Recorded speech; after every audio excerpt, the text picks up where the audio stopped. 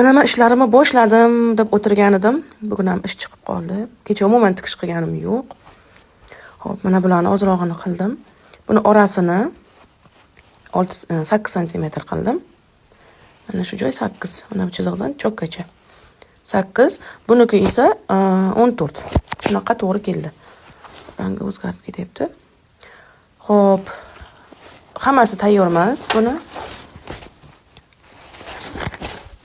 Mana bunaqa qilib avval belgilab oldim tepa pastini. Keyin o'shandan chok urib chiqdim mana. Buni ham hammasi bitgani yo'q. Men bulavka qilib qo'yganman. O'rtasini topib, buklab tikib chiqamiz. 3 ta qilish ham mumkin, meniki 3 taga kamlik qiladi. Mana orqa tomoni. Keyin o'zini korsaji bor.